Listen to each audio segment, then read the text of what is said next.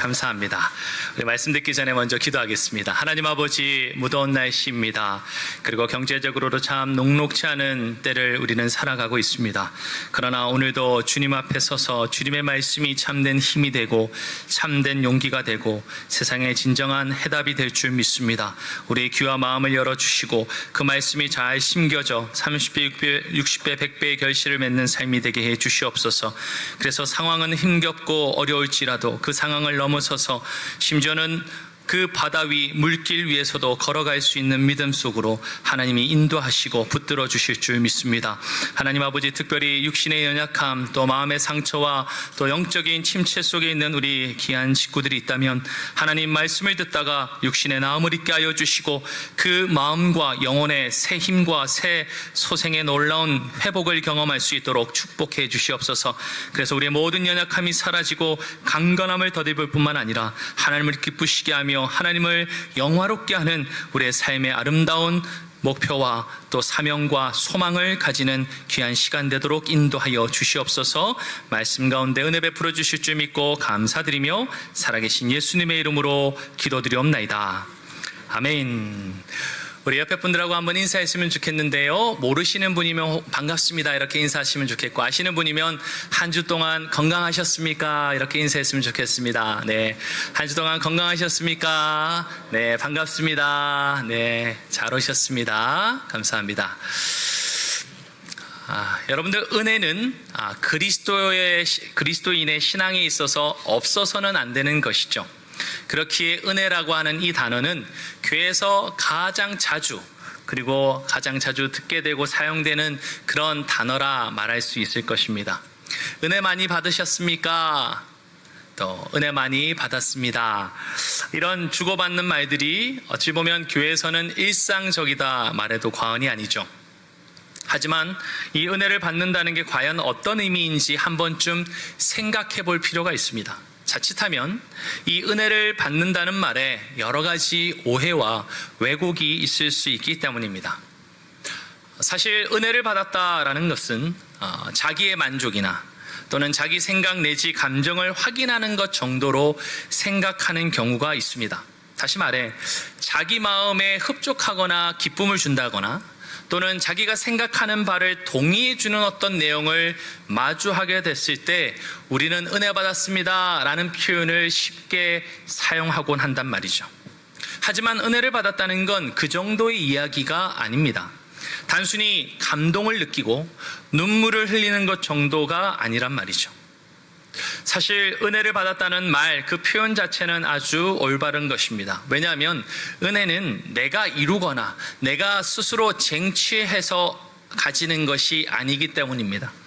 자칫하면 은혜를 받는다는 걸 인간 자신의 의지와 행동으로 착각할 수 있습니다. 언제든지 내가 원하면 은혜 받을 수 있어 라고, 그런 식으로 말이죠. 하지만 은혜는 하나님께서 값없이 주시는 선물입니다. 우리의 노력과 공로로 얻게 되는 것이 아니란 말이죠. 그런 점에서 은혜를 받는다라는 이것은 아주 철저히 수동적인 것입니다. 하나님께서 우리에게 은혜를 주실 때야 우리는 그 은혜를 받을 수 있습니다. 그래서 자격 없는 자에게 선물처럼 하나님께서 거저 베푸시는 것이 은혜인 이유는 바로 여기에 있습니다. 자, 그런데 여러분, 이같이 선물처럼 받게 되는 은혜이지만 우리가 하나님을 올바르게 알게 될 때 그 은혜를 더욱더 풍성히 받게 됩니다. 하나님이 누구신지, 그리고 하나님 그분이 행하신 바가 과연 무엇인지를 우리가 제대로 깨닫고 알아갈 때 지금껏 받았던 그 은혜보다 더 풍성하게 하나님의 은혜를 받아 누릴 수 있게 된다는 거죠. 단지 기분이 좋아지거나 감동을 받는 수준을 넘어서는 겁니다. 자, 은혜 받았다는 건 그냥 기분이 좋고요, 그래 뭔가 만족스러운데 라는 이런 감정 정도가 아니란 말이죠. 특별히 은혜를 받을 때 사람에게 나타나게 되는 아주 중요한 모습이 있는데 그것이 바로 변화입니다.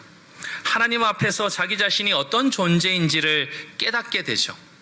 또 거룩하시고 자비로우신 하나님께 인간으로서 내 자신, 자기 자신이 어떻게 반응해야 하는지를 진심으로 고민하게 됩니다.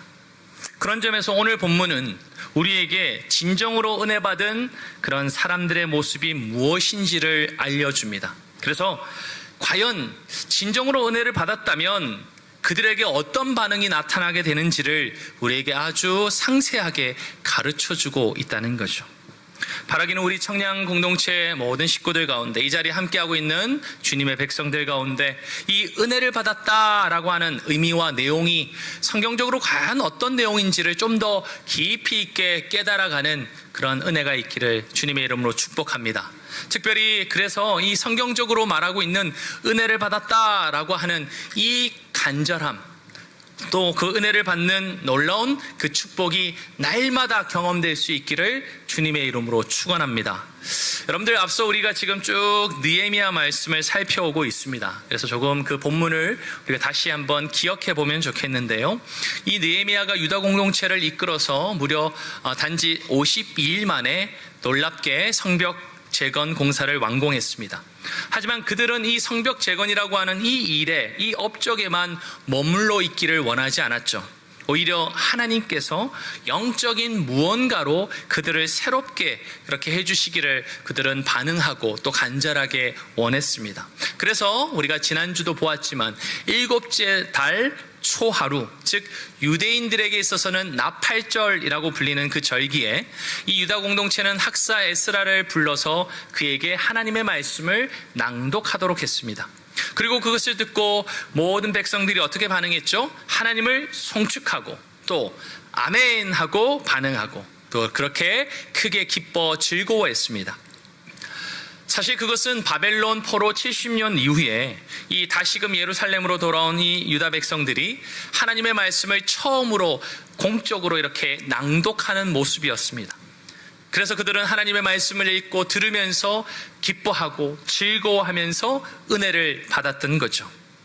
또한 이어 이튿날이었습니다. 모든 백성들의 특별히 리더들이죠. 족장들, 제사장들, 그리고 레위 사람들이 다시 이 학사 에스라를 찾아왔습니다. 하나님의 말씀을 더욱더 밝히 깨닫기 원했죠. 그래서 와서 그들이 말씀을 읽게 되었는데 그때 말씀이 바로 두 번째 말씀의 낭독이었습니다. 그리고 그들이 들었던 말씀은 다름이 아니라 초막절 절기에 관한 하나님의 규례였습니다. 여러분, 바벨론 포로 생활 이래로 이 유다 백성들은 초막절을 제대로 지키지 못했습니다. 당연하겠죠. 이 이방 땅에서는 그 초막절을 하나님의 뜻대로 이렇게 경험하고 지킨다는 것이 불가능했을 것입니다. 그러나 실제로 그들이 돌아와서도 이 예루살렘 땅에서도 하나님의 그 말씀을 듣기 전까지 이 초막절을 지키지 않았다는 거죠. 그리고 감사하게도 이 두 번째 말씀을 낭독하는 이 시간을 통해서 그들은 그 말씀을 듣고 지체하지 않고 나가서 나뭇가지들을 가져와 초막을 짓고 초막절을 준수했습니다.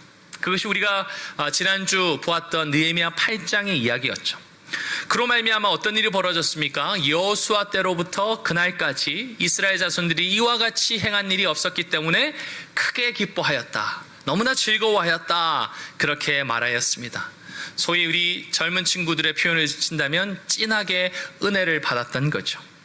자, 그래서 그 초막절 다음인 8째 날에도 어떻게 말합니까? 유다 공동체의 사람들이 규례를 따라 모여서 하나님 앞에 성회를 열었다, 그렇게 말하고 있습니다. 이처럼 유다 공동체 사람들은 하나님의 말씀을 읽고 들으면서 하나님 앞에 큰 은혜를 받았습니다. 이성적으로 하나님의 말씀이 어떠한지, 하나님이 우리에게 무엇을 말씀하기 원하시는지를 깨닫기도 했고요. 그 은혜뿐만 아니라 우리가 보았지만 백성들이 말씀을 읽으면서 눈물을 흘리는 감정적인 그런 반응으로 은혜를 경험하기도 했죠. 그리고 조금 전에 말씀드렸던 것처럼 하나님이 초막절을 지키기 원하시는구나 라고 하는 그 뜻을 깨닫고 그들이 의지적으로 결단하여서 주님 앞에 순종하는 은혜를 경험하기도 했습니다.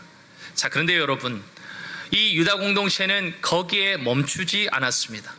초막절이 끝난 다음 날, 곧 8째 되는 날로부터 딱 이틀이 더 지나고 나면 오늘 우리 본문 1절에는 그달 29 날이라고 되어 있는 7째 달에 소위 24일 되는 그날에 드디어 이스라엘 백성들이 다시 모였다는 거죠. 우리 한번 1절과 2절 말씀 한번 같이 읽어보겠습니다. 시작. 그 달에 수분 나온 날에 이스라엘 자손이 다 모여 금식하며 굵은 베옷을 입고 티끌을 무릅쓰며 모든 이방 사람들과 절규하고 서서 자기의 죄와 조상들의 허물을 자복하고. 자, 여기서 그 달이 바로 7째 달이죠. 그리고 바로 이 초막절이 21일에 끝났고 8째 날인 22일까지 성회를 열었고, 그리고 나서 이틀 후 오늘 20날 되는 24일에 그들이 또 다시 모였다라고 말합니다. 자, 그런데 여러분, 그렇게 큰 은혜를 받았던 유다 공동체가 다시 모여서 하나님 앞에 반응하는 그 반응은요, 사뭇 이전과는 달랐습니다. 그것은 바로 하나님을 향한 회개의 반응을 보이기 시작했다는 거예요. 자, 이스라엘 백성들이 하나님 앞에 말씀을 듣고 같이 읽고 그러면서 그 말씀을 깨달으면서 어떻게 해요? 기뻐하였습니다. 즐거워했단 말이죠. 그리고 하나님 앞에 순종하는 일들도 그렇게 감당했습니다. 그런데 그 이후에 계속해서 이들이 말씀을 듣고 모이게 되었을 때 하나님 앞에 더 풍성한 반응을 보이게 됐는데, 그것이 바로 회개의 모습이었다는 거죠. 오늘 우리가 읽었던 말씀과는 조금 더 앞에 있는 느헤미야 8장이긴 한데요, 8장 9절에 이렇게 말했습니다. 백성이 율법의 말씀을 듣고 다 우는지라. 자, 그리고 뒷부분에 가보면요, 오늘은 너희 하나님 여호와의 성일이니 슬퍼하지 말며 울지 말라. 사실은 나팔절과 초막절은 여기 있는 말씀처럼 여호와의 성일, 거룩한 날입니다. 그때는요, 슬퍼하거나 근심하는 날이 아니었어요. 그래서 오늘 그들이 말씀을 듣고 그렇게 때로는 마음에 찔림도 있고 슬픈 마음도 찾아왔지만, 오늘 느헤미야와 학사 에스라는 울지 말라, 슬퍼하지 말라 그렇게 말했습니다. 그리고 이어서 11절 12절에도 보면요, 레위 사람들도 그렇게 반응하던 여러 백성들에게 정숙하게 하고 나서는 오늘 말하죠. 11절에 오늘은 성일이니 마땅히 조용하고 근심하지 말라. 즉 기쁨으로 하나님 주시는 이 말씀에 반응하라, 그렇게 얘기했던 것이죠. 그런데 그것이 전부가 아니었다는 겁니다. 그런 하나님이 주시는 말씀 속에 은혜를 받아서 기뻐하고 즐거워하고 감동하였지만 그것이 끝이 아니라 오늘 계속해서 그들이 모여서 하나님의 말씀을 읽으면 읽을수록, 들으면 들을수록 그들은 그 말씀으로부터 자신의 삶의 상당 부분이 멀어져 있다는 것을 깨닫게 되었습니다. 그래서 그들은 단지 하나님의 말씀을 읽고 들으면서 즐거워하고 기뻐했던 것에 머물지 않고 오늘 우리가 보았던 1절과 2절 말씀처럼 회개의 반응을 보였다는 거예요. 우리 다시 한 번 더 본문 1절과 2절을 한번 다시 읽어보겠습니다. 자, 시작. 그달 스문 나은 날에 이스라엘 자손이 다 모여 금식하며 붉은 베옷을 입고 티끌을 무릅쓰며 모든 이방 사람들과 절규하고 서서 자기의 죄와 조상들의 허물을 자복하였다, 그렇게 말합니다. 사랑하는 성도 여러분, 이처럼 은혜를 받은 사람들은요, 회개의 자리로 나아가게 됩니다. 단지 말씀을 읽고 들어서 슬퍼하면서 눈물을 흘리는 정도가 아니라 진정한 회개의 모습으로 반응하게 되어 있다는 거죠. 그래서 오늘 유다 백성들은 하나님 앞에 어떻게 회개하며 반응했는지를 1절과 2절은 아주 상세하게 묘사해주고 있는데요, 크게 세 가지의 모습을 우리에게 보여주고 있습니다. 첫 번째로는 금식하며 굵은 베옷을 입고 티끌을 무릅썼다라고 말하죠. 여러분들, 하나님의 말씀 앞에 서면서 유다 백성들은 자신이 죄인인 것을 깨달았습니다. 하나님 없이는 살 수 없는, 하나님 없이 살려고 열심히 아둥바둥했지만 결코 그렇게 살아갈 수 없는 자신의 실존을 대면하게 되었던 거죠. 그렇게 그들은 금식하였습니다.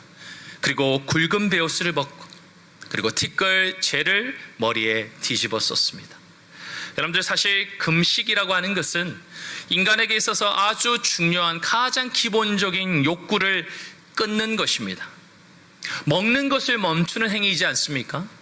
먹지 않으면 자신의 생명을 유지하고 보존하는 것이 불가능한 존재가 우리 사람인데, 그런 사람에게 있어서 지금 먹는 것은 얼마나 중요합니까? 그런데 그것을 끊는다는 거예요. 멈춘다는 거예요. 또한 먹는 즐거움이라고 하는 말도 우리가 자주 듣는 것처럼 우리 인간이 가진 기본적인 욕구이자 그것에 대한 즐거움 중에 아주 중요한 게 있다면 바로 식욕이지 않습니까? 그런데 그런 먹는 즐거움, 또 먹어야만 사는 기본적인 우리의 그런 욕구를 멈춤으로써 나 인간 스스로가 결코 하나님 없이 살 수 없다는 것을 인정하는 것, 하나님께 의존하지 않고서는 내가 살아갈 수 없다는 것을 그렇게 시인하는 것, 그것이 바로 금식이었다는 겁니다. 따라서 먹어야만 살 수 있고 또 먹으면서 즐거워하는 인간으로서의 우리를 내려놓고 하나님을 의지하고 의존하기로 결단하고 그렇게 선택하는 것이 바로 오늘 유다 백성들이 하나님 앞에 은혜를 받고 회개로 보였던 아주 중요한 금식의 모습이었다는 겁니다. 한편 굵은 베옷을 입었다고도 하죠.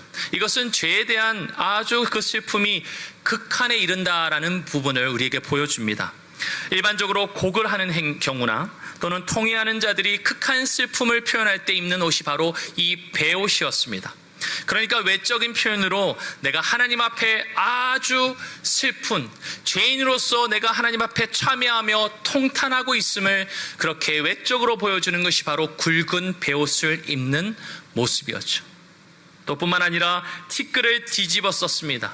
여기서는 무릎 썼다라고 하죠. 위에서부터 그렇게 죄를 다 썼다라고 말합니다. 이것은 이스라엘 백성들이 회개와 슬픔을 나타낼 때 보여주는 아주 특징적인 또 하나의 모습이었습니다.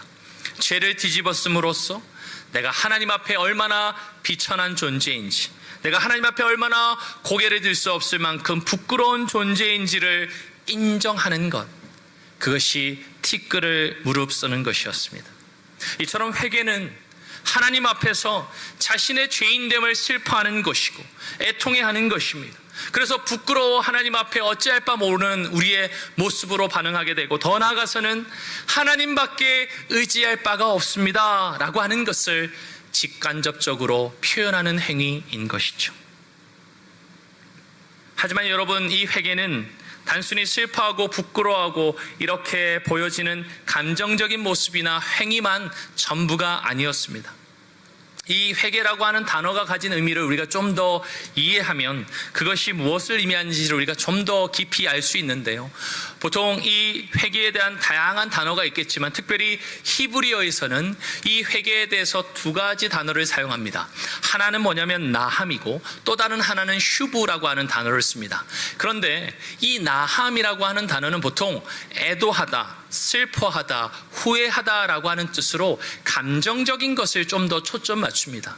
그런데 더 중요한 것은 이 슈브라고 하는 단어예요. 이 슈브라고 하는 단어는 회개하다라는 단어로 번역되긴 했지만 기본적으로 그 뜻은 돌이키다, 돌아가다라고 하는 뜻에 있다는 것입니다.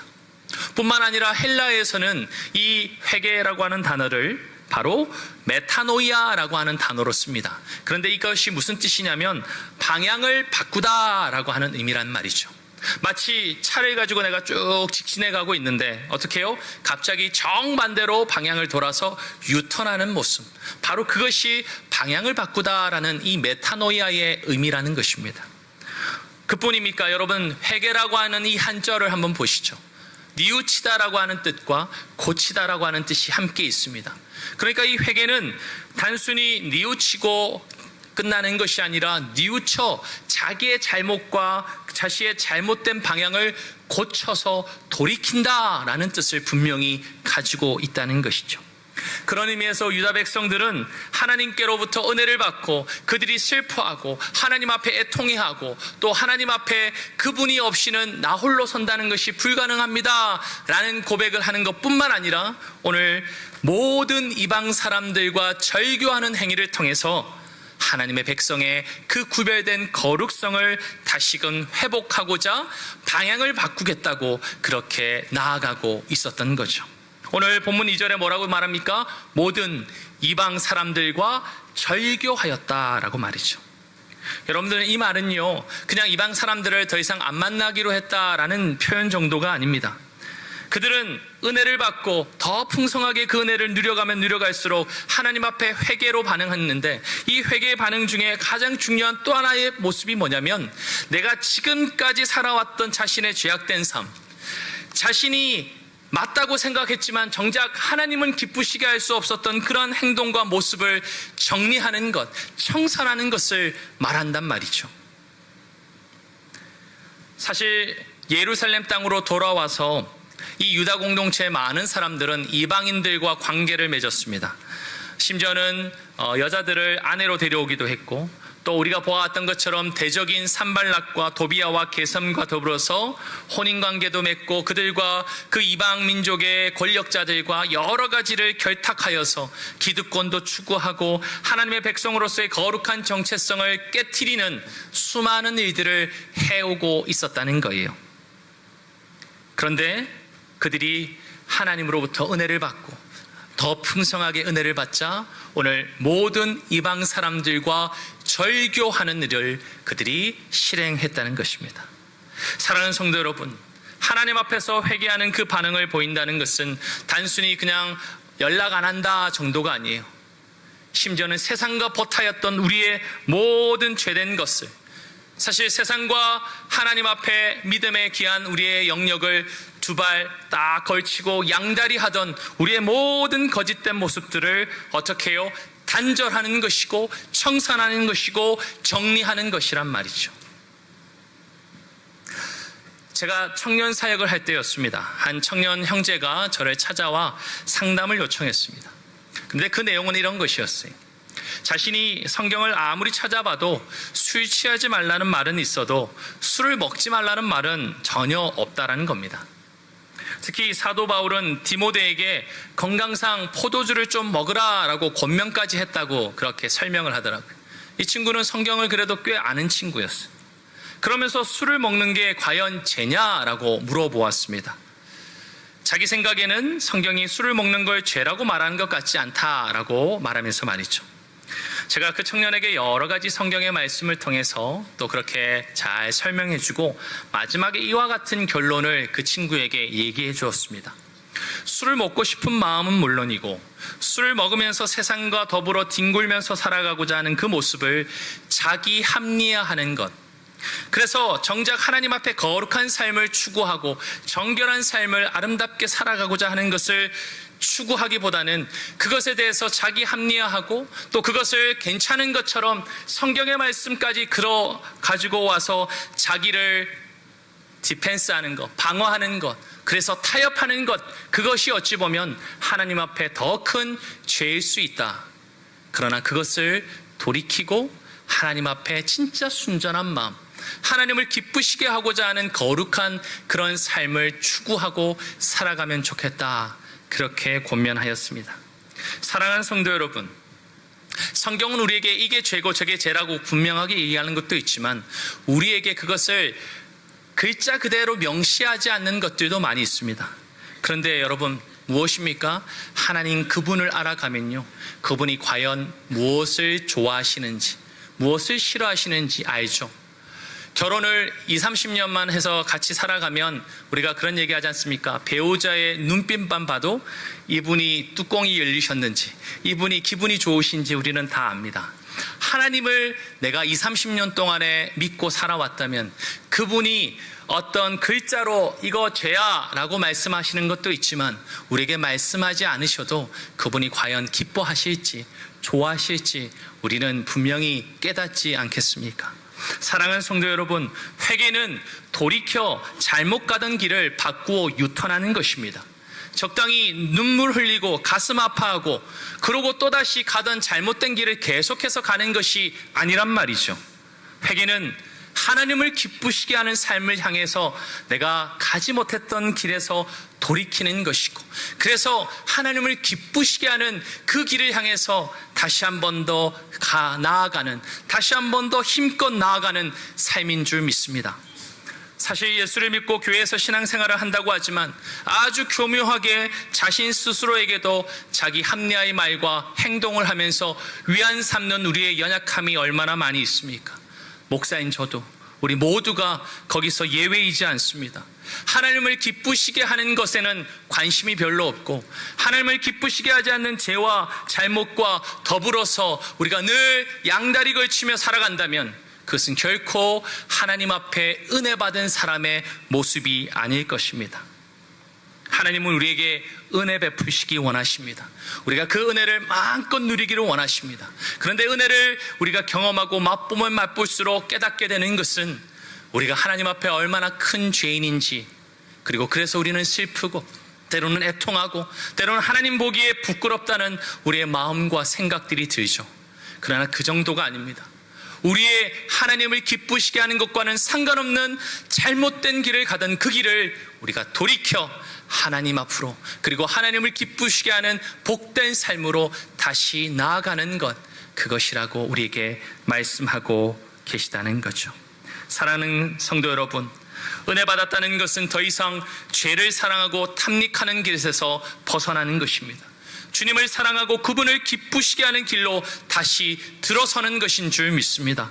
그럴 때 주님은요, 우리의 삶이 얼마나 은혜로서 풍성해지는지를 분명히 맛보고 깨닫게 해 주실 줄 믿습니다. 여러분들 명심하시기 바랍니다. 오늘 이 말씀은요, 예수를 믿지 않는 불신자에게 하는 말이 아닙니다. 오늘 이 말씀은, 이 놀라운 반응은 하나님의 백성인 유다 공동체가 하나님 앞에 은혜를 받아서 반응하고 있는 모습이란 말이죠. 예수를 믿지 않는 사람에게 해당하는 말이 아니라, 예수 그리스도를 믿는다고는 하지만 전혀 삶 가운데서는 죄된 모습으로부터 돌이켜 고치지 않는 사람에게 해당하는 이야기를 저와 여러분에게 들려주고 계십니다. 그래서 주님은 우리에게 진정한 회개란, 하나님의 백성인 그 주님의 백성들이 이방 사람들과 절교하는 이 유다 공동체의 모습을 통해 우리 또한 죄와 허물, 그것으로 가득 차 있는 세상에 같이 발을 담그고 뒹구는 그 자리에서 벗어나 우리의 모든 죄를 청산하고 하나님을 기쁘시게 할 새 길에 들어서는 것을 말하고 계시는 줄 믿습니다. 그리고 그 하나님의 말씀 가운데 우리가 돌이키고 새로워지는 은혜가 저와 우리 여러분들 모두에게 임하기를 주님의 이름으로 축원합니다. 마지막으로 이 진정한 회개는 세 번째 이 모습으로 나타났습니다. 자기 자신의 죄만이 아니라 조상의 허물까지 자복하는 모습, 아니 더 나아가서 공동체의 죄를 자신의 죄로 품는 그 모습으로까지 이끌어 주고 있습니다. 오늘 2절 하반절 말씀을 보면 이렇게 말합니다. 서서 자기의 죄와 조상들의 허물을 자복하였다 말하고 있죠. 여러분들, 은혜 받은 사람들은 자기의 죄를 하나님 앞에 정직하게 고백합니다. 그런데 더 중요한 것은요, 자기와 공동체를 분리시키지 않고 교회 공동체, 가정 공동체, 내가 속한 공동체에 있는 연약함, 그 죄, 허물을 나의 것으로 품고 자복한다는 것입니다.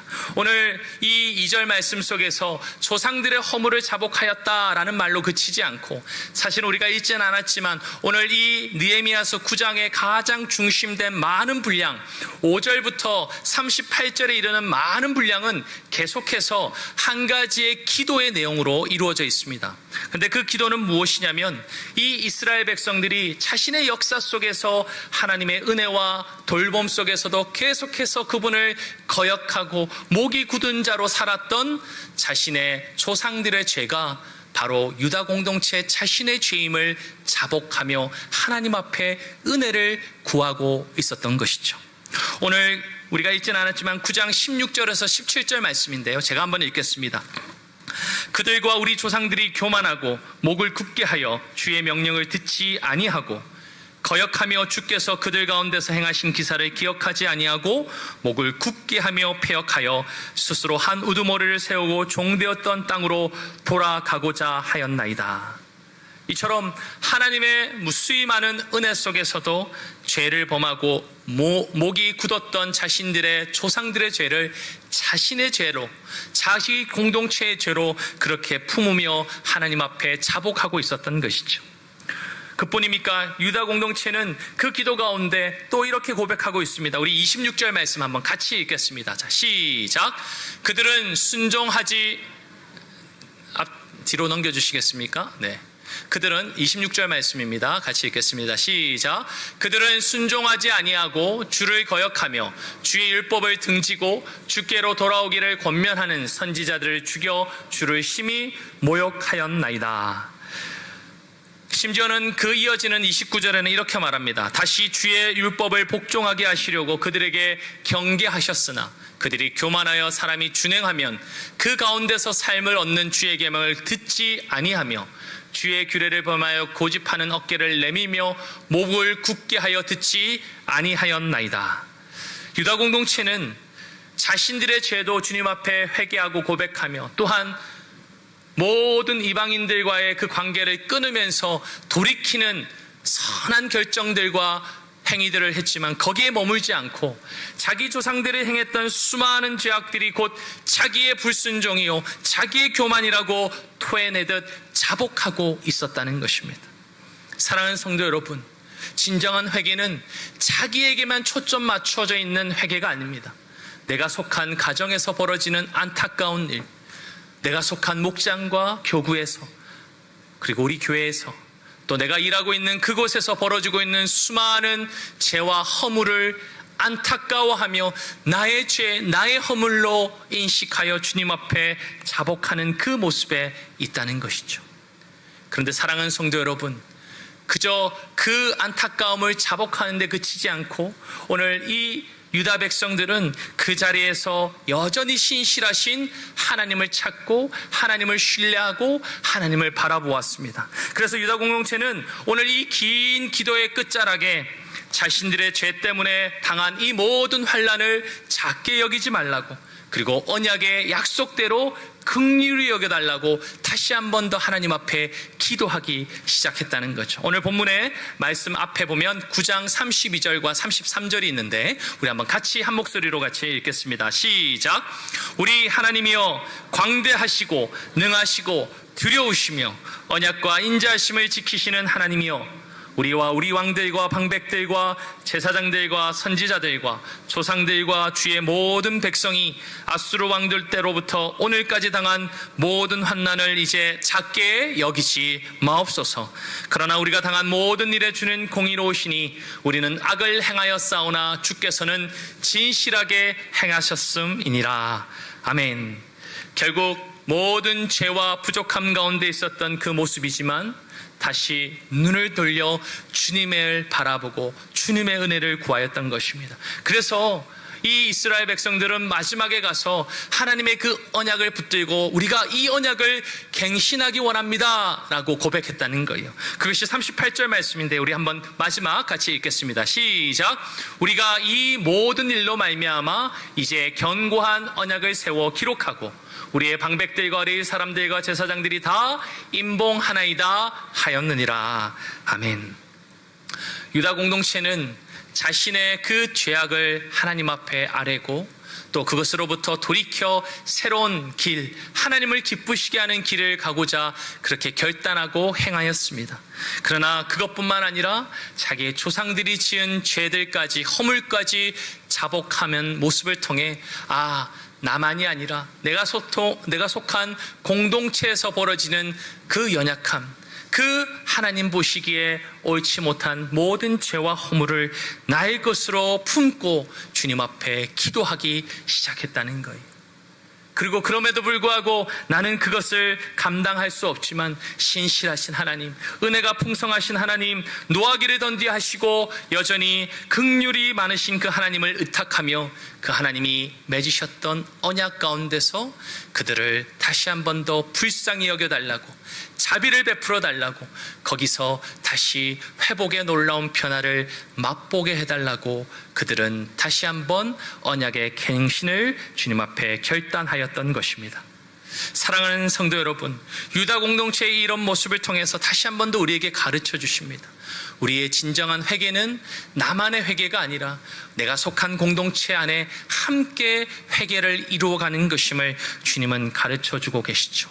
그리고 그런 우리의 모습 가운데 때로는 나는 아무것도 할 수 없을 것 같아도 우리 공동체에 있는 그 일을 붙들고 주님 앞에 기도할 때 주님은 어떻게 하십니까? 그는 미쁘시고 의로우신 분이셔서 우리의 죄를 용서하실 뿐만 아니라 우리를 깨끗하게 고쳐주실 줄 믿습니다. 오늘 요한일서 1장 9절은 이것을 다시 한 번 더 우리에게 가르쳐 주는데 우리 한번 같이 한 목소리로 같이 읽겠습니다. 요한일서 1장 9절입니다. 시작.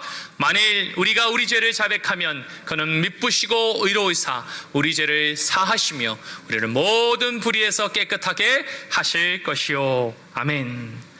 사랑하는 청량의 가족 여러분, 은혜를 받은 사람은 그 은혜에 합당한 반응을 보이게 됩니다.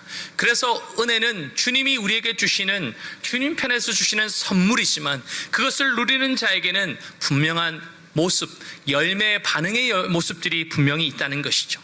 그것은 단순히 기쁨과 즐거움으로 끝나지 않습니다. 또한 눈물 흘리는 정도로 그렇게 끝나지 않다는 거죠. 오늘 본문의 말씀을 통해서 하나님 우리에게 가르쳐 주십니다. 은혜를 받은 자, 은혜를 통해서 새롭게 변화된 그 자에게는 분명히 놀라운 회개의 역사가 일어난다고 말이죠. 하나님을 향한 자신의 존재를 깨닫게 되므로 슬퍼하고 부끄러워하고 또 참여하며, 그럼에도 불구하고 내가 의존할 유일한 분은 나 자신이 아니라 하나님인 것을 그렇게 인정하게 되는 것이죠. 뿐만 아니라 자신의 삶 속에서 기존에 괜찮은 것처럼 이 정도는 뭐 어때? 라고 타협하던 그 우리의 죄와 허물을 주님 앞에 다시 한 번 더 내어놓고 우리가 기존의 그 모든 어두운 삶, 그 생활을 청산하고 단절하여서 하나님을 기쁘시게 하는 새 길로 고쳐가도록 이끌어 주시는 줄 믿습니다. 그리고 자기의 죄뿐만 아니라 공동체, 가정에서 우리가 함께 일하는 그곳에서, 또 우리 교회 안에서 벌어지는 연약함이 있습니까? 우리의 허물이 있습니까? 우리 죄가 있습니까? 그것을 나의 것으로 자복하며 하나님의 은혜를 의지하며 기도하게 될 줄 믿습니다. 그럴 때 주님은 우리를 진짜 은혜 받은 자로 더 아름답게 빚어가시고 열매 맺어갈 줄 믿습니다. 사랑하는 우리 청양의 가족 여러분, 하나님 앞에 은혜를 날마다 간구하고 그렇게 주님 앞에 사모하는 저와 여러분 되시기를 주님의 이름으로 축원합니다. 그리고 그 은혜를 통해서 주님 앞에 더 거룩하고 정결한 자로 세워져 가고, 또 주님이 기뻐하시는 그 삶을 향하여 더 아름답게 달려가는, 혹 거기서부터 멀어져 있었다면 동이 서에서 먼 것처럼 돌이켜 주님이 기뻐하시는 길을 향해 다시 한 번 더 힘껏 달려가는 저와 여러분 되시기를 주님의 이름으로 축원합니다. 아멘.